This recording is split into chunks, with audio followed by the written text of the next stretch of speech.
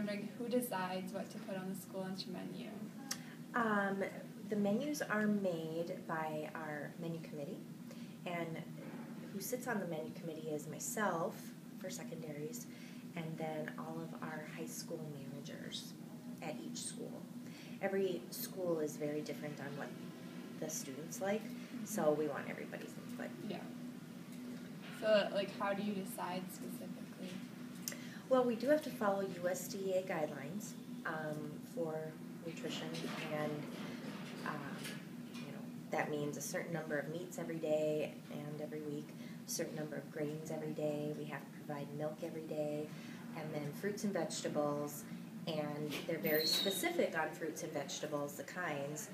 You probably notice that there's a lot more greens, a lot more orange things like sweet potatoes and things like that. So we do have to follow USDA guidelines, and so we just try and find a menu that the students will like and that meets the guidelines so we can get reimbursement. Because if we don't meet those guidelines, we don't get reimbursed by the government, basically. So is there any big differences between lunches from elementary, middle, and high schools? Portion size is the first thing. Elementaries and middle schools, there's a definite portion size difference.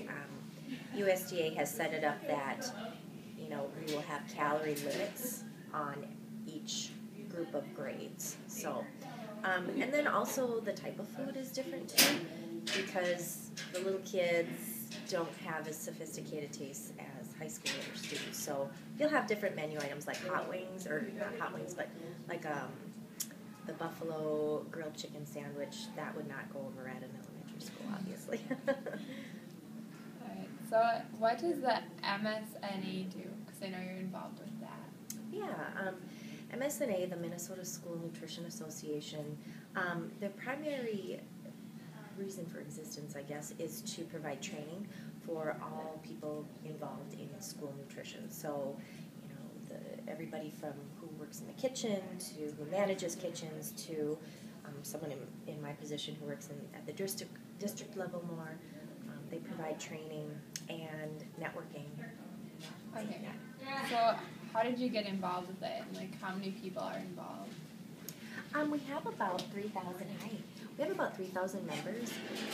I got involved basically from day one in working in school nutrition because it's an organization that goes hand in hand with working here. I mean, pretty much the majority of people who work in school nutrition in Minnesota belong to this organization. It's not mandatory, but it's a great source of information. So I got involved, I guess I would say primarily because my boss got me involved from day one, but then I realized what a great organization it was and just wanted to do more and work on helping the rest of the state too, people in the rest of the state through this organization. If you could change one thing about the lunch program, what would it be? Well, a lot of the new changes are really exciting. I think that there needs to be a little better balance with the cap on the meats and the breads. For as many calories as high schoolers need on their menus, we don't have enough meats and breads to help meet all those calorie needs. So in the meantime, we're having to put things like baked chips, baked potato chips. Now to put it in perspective, baked potato chips really don't count as a grain or anything. So to get more calories into the menu, I can put those on the menu. As a dietitian, I would rather put on a whole grain product like a wheat roll or a whole grain sun chip, but I can't because it's considered a grain, and there's a cap on grains. So it's a phenomenon that really right now is only happening at the high school level. Elementary and middle school, they're able to meet their calories just fine, but that's one thing I would change. Okay. And do you know how what we eat impacts our learning? Definitely. Breakfast, first of all.